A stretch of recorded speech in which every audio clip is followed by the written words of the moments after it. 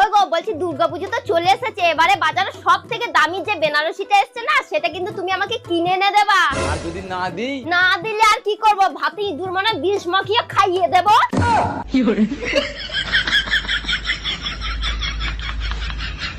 আরে কোথায় যাচ্ছ তুমি? এই তো একটু বাজার যাচ্ছি, এক্ষুনি চলে আসবো। হ্যাঁ, টাইম মতো বাড়িতে ঢোকো, নাহলে রাতের ভান্না তোমার কপালে জুটবে না।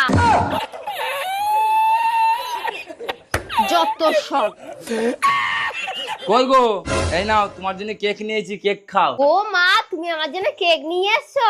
সরি, হ্যাঁ তখন আমি তোমাকে রাগের মাথায় অনেক কিছু বলে ফেলেছি, তুমি কিছু মনে করো না। হ্যাঁ, তুমি আমাকে সরি বললে?